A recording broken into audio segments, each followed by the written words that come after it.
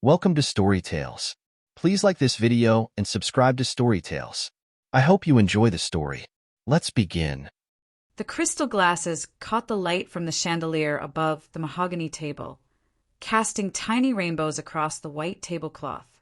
Ellis Whitaker wheeled himself into position at the far end, his chair's rubber wheels silent on the polished hardwood. 20 years of family dinners had taught him to read the room before the first word was spoken. Tonight felt different. Dangerous. His mother Lorna smoothed her silk dress and checked her reflection in the serving spoon, her movements quick and nervous. She'd been drinking before dinner. Ellis could smell the wine on her breath when she'd kissed his cheek earlier. His father, Jed, straightened his tie with the same precision he used to sign contracts, his lawyer's mind already 3 steps ahead of whatever conversation they planned to have. His sister Rowan swept into the room wearing her charity gala smile, the one she practiced in mirrors and used to charm donors at fundraising events. Ellis had learned to catalog these details, to file them away for future reference. In his experience, the small tells always revealed the larger truths. "Ellis, you're so quiet tonight," Lorna said, carving the turkey with theatrical flourishes. Each slice was perfect, arranged on the platter like she was preparing for a magazine photo shoot. "Aren't you grateful to be here with family?" Ellis placed his hands flat on the white tablecloth, feeling the expensive fabric beneath his palms.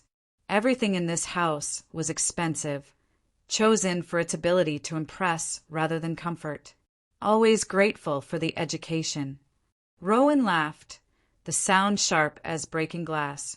She'd been practicing that laugh since high school, when she discovered its power to deflect uncomfortable questions. Still the philosopher. "Remember when you used to quote those old books to annoy Dad?" "I remember a lot of things." Ellis kept his voice level, conversational. He'd learned years ago that the quieter he spoke, the more people listened. Jed cut his meat into perfect squares, each piece exactly the same size. Control was everything to him, even over his dinner. "Speaking of remembering, we need to discuss some family business tonight." The words hung in the air like smoke. Ellis felt his spine straighten against his chair back, muscles tensing despite the paralysis below his waist. 20 years in this chair had taught him to read the room before anyone spoke. His family wasn't good at hiding their intentions. They'd just never bothered to try around him before. "We've made some decisions about the estate," Lorna continued, her voice taking on that practiced social worker tone she used with difficult clients. "Final decisions." Ellis watched Rowan's face. A small muscle twitched near her left eye, the same tell she'd had since childhood when she was lying or nervous. She was both tonight. "Everything will go to Rowan," Jed announced, cutting another square of meat with surgical precision. "She's proven herself capable of handling the responsibility." The knife scraped against the plate. In the silence, the sound seemed unnaturally loud. "The foundation work, the community involvement," Lorna added quickly, her words rushing together. "She represents what this family stands for." Ellis picked up his wine glass and took a slow sip, buying time to process what he'd just heard. The Burgundy was expensive, probably $100 a bottle. Everything here was expensive, including the betrayal. And what do I represent? The question landed like a stone in still water. Rowan stopped chewing, her fork suspended halfway to her mouth. Lorna's wine glass froze against her lips. Even the grandfather clock in the corner seemed to pause between ticks. Jed set down his knife with deliberate care, the silver clanging against the china plate. "You represent a chapter we've moved past, Ellis. We can't build our legacy around limitations." The word hit the table like a slap. Ellis felt the familiar cold spread through his chest, the same ice that had kept him alive since he was 9 years old. It was a useful cold, sharp and clarifying. It helped him think when others let emotion cloud their judgment. "Limitations," he repeated, letting the word roll around in his mouth like he was tasting it. "You know what I mean," Jed said, his lawyer's training taking over. Never apologize, never explain more than necessary.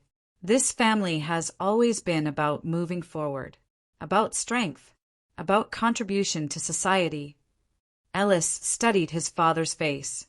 Jed was 61 years old and still handsome in that distinguished way that made clients trust him with their money. But tonight, Ellis could see something else in those familiar features. Fear. The same fear he'd seen 20 years ago when the police had asked questions about Ellis's fall down the stairs. Contribution, Ellis said. Like the contributions I made to your reputation after the accident? The sympathy votes you got on the school board? The donations that poured in for the brave family dealing with tragedy? Lorna's face went white. That's not what this is about. Isn't it? You've been dining out on my paralysis for 2 decades. Poor Ellis, such a tragic accident. Look how beautifully the family has rallied around him. Isn't that right, Mother? The formal address hit its mark. Lorna flinched like he'd struck her. Rowan finally found her voice. Ellis, you're being cruel. Am I? Or am I just being accurate? Ellis wiped his mouth with a linen napkin, every movement calculated and calm. He pushed back from the table, the chair's wheels whispering against the hardwood floor. The sound echoed in the sudden silence. Where are you going? Lorna's voice climbed an octave. We're not finished discussing this. Ellis turned his chair to face them all. 3 faces staring at him from around the family table. His family. The people who had raised him, loved him, and now discarded him like last year's tax forms. I hope you kept your records clean. The words came out quiet, almost conversational. He wheeled toward the door without waiting for a response. What's that supposed to mean? Rowan called after him. Ellis paused at the threshold. You'll find out. Ellis's apartment was a study in functional minimalism. Every piece of furniture chosen for accessibility rather than comfort. No family photos cluttered the surfaces. No sentimental objects gathered dust on shelves. Just what he needed to survive and think clearly. The space reflected its occupant, efficient, uncompromising, built for purpose rather than pleasure. He wheeled to the storage closet and pulled out a cardboard box marked Childhood O in his mother's precise handwriting. The box was heavier than he remembered, weighted down with 20 years of dust and neglect. His mother had packed it when he turned 18, claiming she needed the space for Rowan's college trophies. Everything important from his first 9 years, compressed into 2 cubic feet of memories. At the time, Ellis had been grateful to have it. Now he wondered what she'd chosen to keep and what she'd decided to throw away. He dumped the contents onto his kitchen table with more force than necessary. Report cards covered in gold stars, crayon drawings of stick figure families, a few toys that had survived his childhood. At the bottom, wrapped in tissue paper, were medical documents from after the accident. Ellis had gone through these papers dozens of times over the years, searching for answers that never came. Tonight felt different. Tonight he was asking different questions. His fingers found a manila envelope stuffed with hospital paperwork. Most of it was routine discharge instructions, prescription information, follow-up appointment schedules. The invoice was buried in the middle, a single page with Southeast Medical Center letterhead. Date of service. 3 days before his fall down the stairs. Ellis stared at the paper until the numbers blurred. 3 days before. He'd been to the hospital 3 days before the accident that paralyzed him. Why couldn't he remember? What had happened to him that required medical attention? The memory came back in pieces, like a puzzle assembling itself in his mind. Rowan screaming at him in the hallway upstairs. Something about her boyfriend, about Ellis telling their parents something he'd seen. Her face twisted with rage, her hands reaching for him. More pieces clicked together. The sound his body made hitting the stairs, a hollow thump followed by the crack of breaking bone. The way Rowan had stood at the top, her face white with shock and something else fear. Her voice calling down to him, "Just get out of my way, freak." But that wasn't right. He hadn't been in her way. He'd been walking to his room when she grabbed him, spun him around, pushed him toward the stairs. Ellis closed his eyes and let the memory play out completely. He'd been 9 years old, small for his age, no match for his 12-year-old sister's fury. She'd caught him watching her and her boyfriend through her bedroom window, seen him recording their conversation on the old cassette player he used for school projects. She'd been planning to sneak out that night, and Ellis had evidence. The push hadn't been an accident. It had been deliberate, calculated, meant to silence him before he could tell their parents about her plans. Ellis reached for his phone and dialed Derek Reno's number. His neighbor answered on the second ring. "You sound weird," Derek said. "What's wrong?" "I need to show you something. Can you come over?" "Give me 10 minutes. Derek Reno lived in the duplex next door, a former Army medic who'd bought the place 2 years ago with his disability settlement. He was the only person Ellis trusted completely, maybe because Derek had never known him as anything other than the man in the wheelchair. There was no pity in Derek's eyes, no careful politeness, just acceptance and the kind of practical friendship that Ellis valued above all else. When Derek arrived 15 minutes later, he brought coffee in 2 paper cups and the smell of autumn rain on his jacket. He was a big man, built for physical work, but his hands were gentle when he handled the medical documents. "Look at the date," Ellis said, pointing to the invoice. Derek studied the paper, his medic's training kicking in automatically. His eyes scanned for details, looking for patterns the way he'd been taught to assess trauma patients. "This is 3 days before your accident. What were you there for?" "That's what I want to find out. Look at the billing codes." Derek examined the invoice more carefully. Emergency room visit, X-rays, psychological evaluation. "Ellis, this looks like you were treated for assault." The word hung between them like a diagnosis. Ellis felt something shift in his chest, a lock turning after 20 years. "There's something off about that fall, Derek. Something I've been missing for 20 years. Derek sat down across from him, coffee forgotten. "What kind of something?" "The kind that rich families bury when it threatens their reputation." Ellis gathered the papers back into the envelope. "The kind that ruins lives if it stays buried." Derek's expression grew serious. "You think your family covered something up?" "I think they've been lying for so long they've forgotten what the truth looks like." "What are you going to do?" Ellis looked at his neighbor, this man who'd served his country and came home broken but not defeated. Derek understood something about surviving trauma, about rebuilding a life from pieces. He would understand what Ellis needed to do next.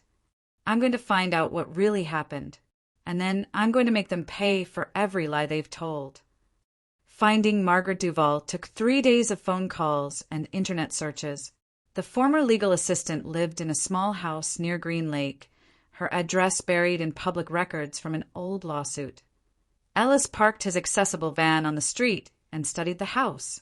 Paint peeling around the windows, a garden that had seen better years. This was where whistleblowers ended up. Mags answered the door wearing gardening gloves and suspicion. She was smaller than Ellis remembered, her hair completely gray now. "I know who you are," she said before he could speak. "You look like your father when he was younger." "I'm not here about my father." "Then what do you want?" Ellis held up the hospital invoice. "I want to know why I was at Southeast Medical 3 days before I fell down the stairs." Something shifted in her expression. She looked up and down the street, then stepped aside to let him in. The house was clean, but cluttered with boxes and filing cabinets. Legal documents covered every available surface. "I've been waiting for this conversation for 15 years, Mags said, closing the door behind him. "Your father had me fired when I started asking questions about your medical records." "What kind of questions?" Mags walked to a filing cabinet and pulled out a thick folder. "The kind that rich men don't want answered in court." She sat down at her kitchen table and opened the folder. Inside were photocopies of emails, medical reports, and handwritten notes. I was organizing your father's files when I noticed inconsistencies in your psychiatric evaluation after the accident. The report had been altered, dates changed, entire sections rewritten. Ellis wheeled closer to the table. Altered how? Someone wanted to change the narrative about what happened to you. I started digging deeper, asking the right questions. That's when your father decided I was a liability. Mags pulled out a flash drive from the folder. I copied everything before they fired me. Medical records, email exchanges, payment receipts. Your family didn't just lie about what happened to you, Ellis. They made it your story. She handed him the flash drive. It was warm from her palm. They destroyed a lot, but not everything. Electronic records are harder to erase completely. Ellis stared at the small device. 20 years of questions, compressed into 8 gigabytes of data. What am I going to find on here? The truth, Meg said, and enough evidence to burn their lives to the ground. Ellis spent 3 hours going through the flash drive's contents. Each file was a piece of a larger picture, and that picture was uglier than he'd imagined. The original psychiatric evaluation was devastating.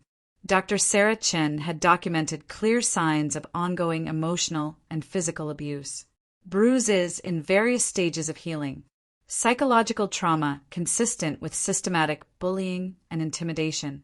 The report concluded that Ellis had suffered significant trauma from abuse by his sister Rowan, but the final version of the report was completely different.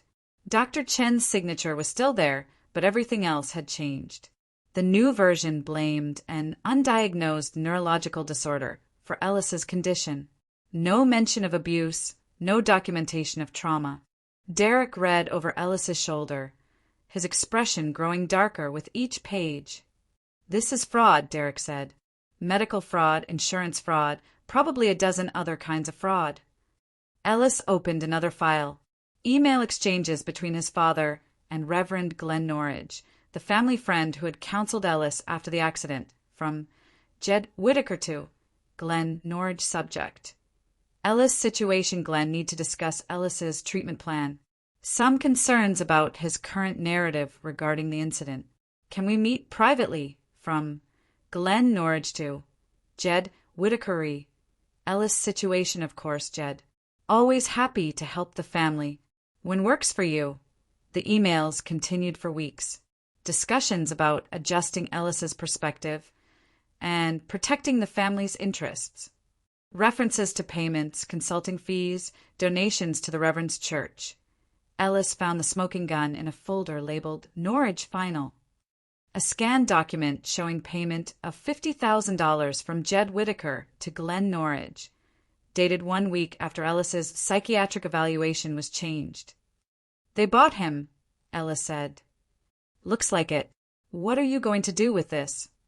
Ellis closed the laptop. I'm going to destroy them all. The law office of Patricia Caldwell was located in a downtown high-rise, the kind of place that charged by the minute and delivered results. Ellis had called ahead using an alias, claiming to need consultation on a medical malpractice case. Patricia Caldwell was a small woman with silver hair and steel eyes. She listened to Ellis's story without interruption, occasionally making notes on a legal pad. You understand this is a complex situation, she said when he finished. The statute of limitations has run out on most criminal charges, but civil fraud is different. What are my options? If we can prove the medical records were tampered with and that fraud was committed, we can challenge any legal documents signed based on those falsified records.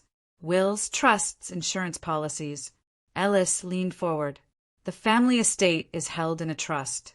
Everything was supposed to be divided equally between my sister and me, but they changed it last month.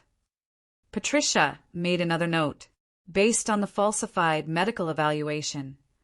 Partly, they claim I'm not competent to handle the inheritance due to my condition, which was caused by documented abuse that they covered up.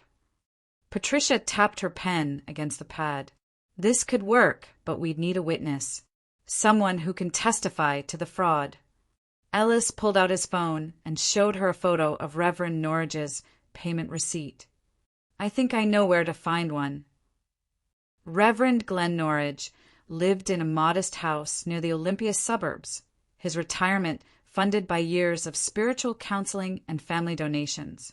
Ellis parked across the street and watched the house for 20 minutes, noting the single car in the driveway, the drawn curtains, the general air of isolation that he'd called ahead, claiming to want spiritual guidance about forgiveness and family relationships.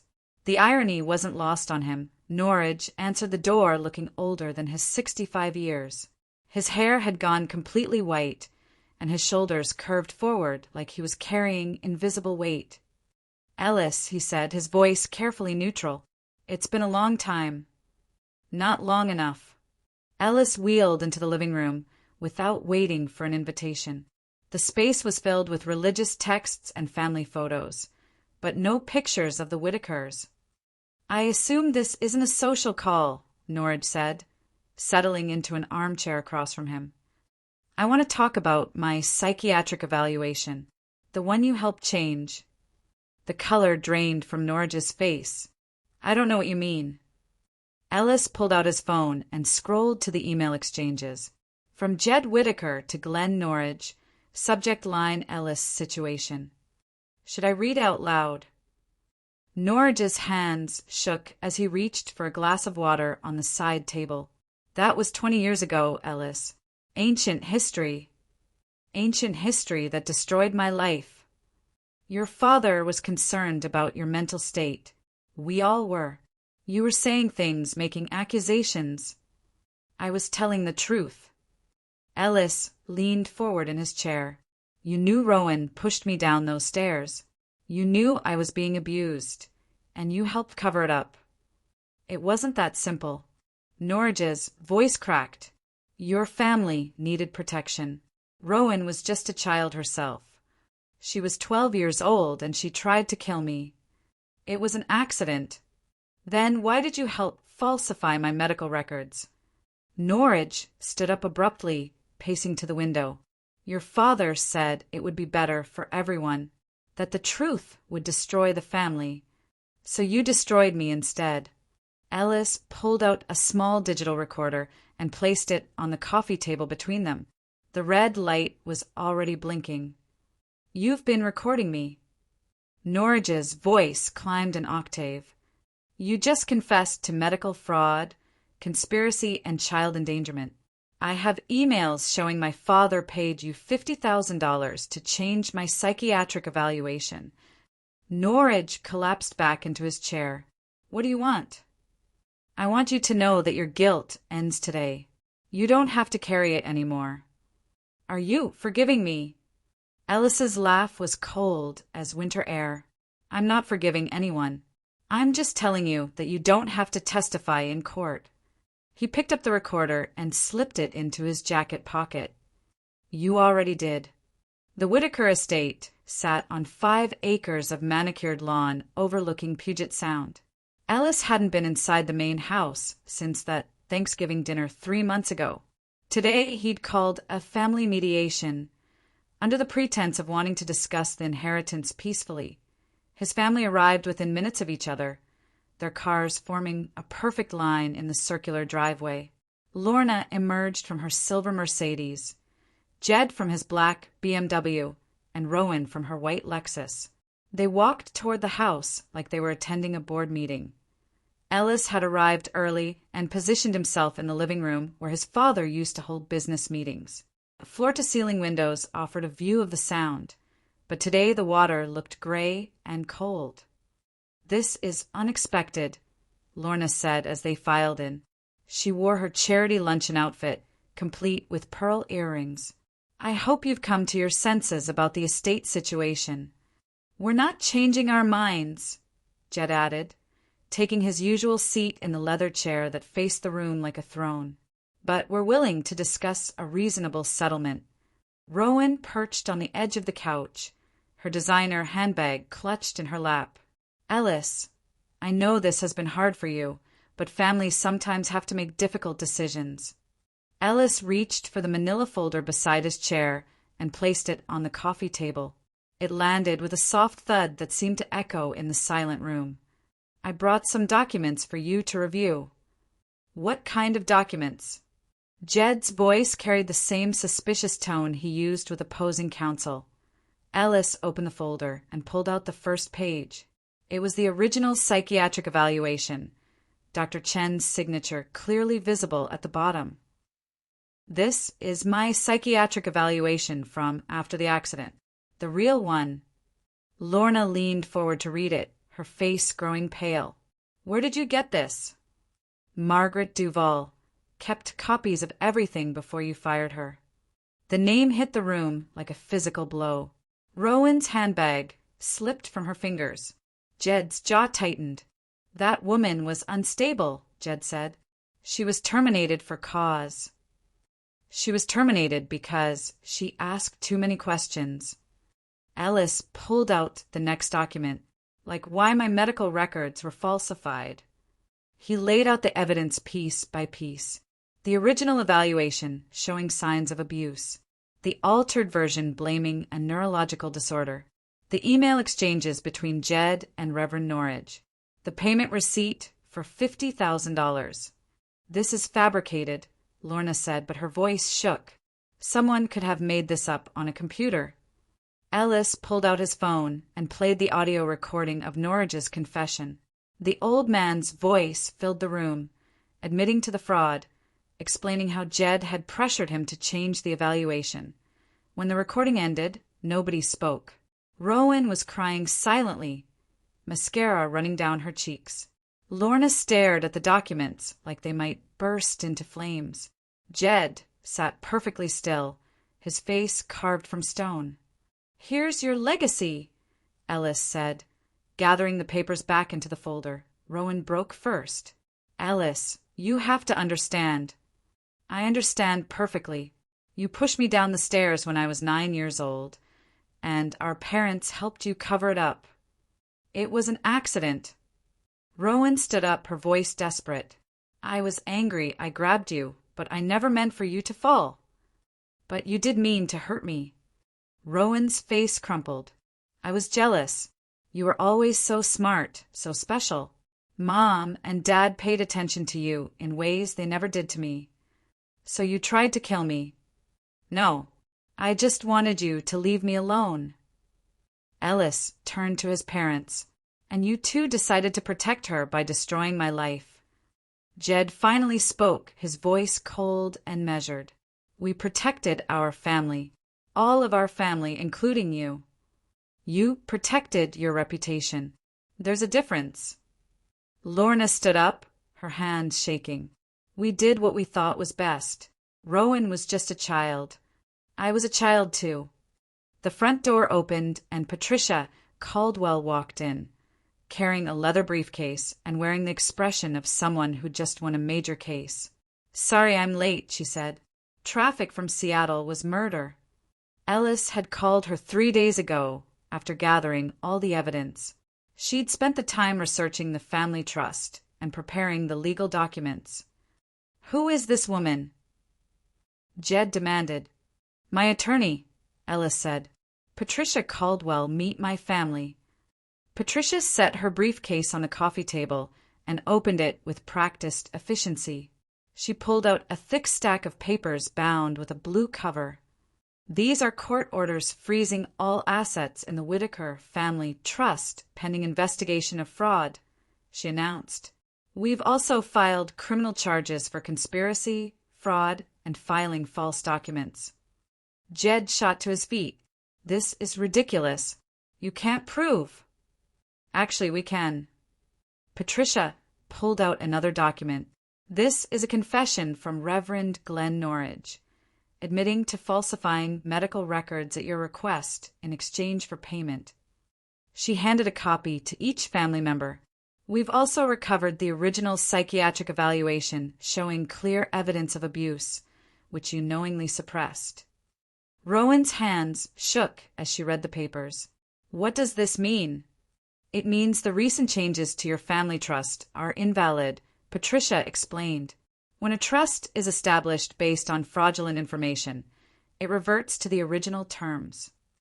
Ellis watched his family's faces as Patricia continued. The original trust contained a dependent heir clause, stating that if any beneficiary was found to be the victim of fraud or abuse by other family members, the entire estate would transfer to that person.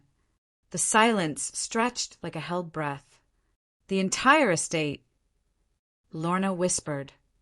Everything, Patricia confirmed. The house, the investment accounts, the business holdings. All of it goes to Ellis. Jed's face turned red. This is extortion. No, Ellis said quietly. This is justice. He looked at each of them in turn. His mother, who'd valued appearance over truth. His father, who'd chosen reputation over his son's life. His sister, who'd tried to destroy him and then let their parents finish the job. Don't talk legacy to me, Ellis said. You buried it under my spine. The media attention started 3 days later. Local news picked up the story first. Prominent Olympia family accused of cover-up in child abuse case.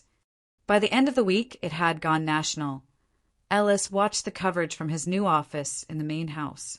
He'd moved in immediately after the court orders were finalized, partly for practical reasons and partly because he could. The headlines painted the picture he'd expected. Disabled man fights back against family conspiracy. Medical records falsified to hide abuse. Prominent businessman loses everything in fraud scandal. Reverend Norridge had been quietly removed from his position at the church. The religious community, already struggling with abuse scandals, wanted nothing to do with him. Jed's consulting firm had lost 3 major clients in 2 days. His reputation, built over 30 years, was crumbling faster than his legal defense. Lorna's charity work had ended abruptly. The organizations she'd worked with distanced themselves from the scandal, canceling events and removing her name from donor lists. Rowan had tried to kill herself 2 days after the story broke. Pills from her medicine cabinet. Enough to do serious damage, but not enough to finish the job. She was alive, recovering in a private psychiatric facility. Derek found Ellis in the study that overlooked the sound, reading through architectural plans for converting the estate. How are you feeling? Derek asked. Ellis looked up from the blueprints. Like I finally got what I was owed. And them? They're learning what consequences feel like. Derek sat down across from him. Rowan's asking to see you. The doctors think it might help with her recovery. Ellis returned to the blueprints. Recovery from what? Being held accountable. She nearly died, Ellis.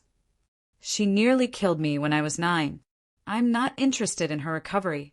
Derek was quiet for a moment. What about forgiveness? Moving forward? Ellis looked up, his expression unchanged. I'm moving forward. I bought back 20 years of my life and destroyed the people who stole them. That's not forgiveness. That's justice. He returned to the plans spread across the desk. The estate would become the Whitaker Rehabilitation Center, specializing in trauma recovery for abuse victims. The irony was intentional. You're really going to turn their house into a treatment center. Their former house, Ellis corrected. And yes, people who've been damaged by their families deserve a place to heal. Derek studied his friend's face. Will you heal? Ellis smiled, but it didn't reach his eyes. I'm not interested in healing. I'm interested in making sure this never happens to anyone else. A week later, Ellis visited Rowan in the psychiatric facility. She looked smaller than he remembered, her face pale and drawn. She was sitting by a window, staring out at the courtyard garden. Thank you for coming, she said without looking at him. Ellis positioned his chair across from her. The doctors said you wanted to see me. I wanted to apologize.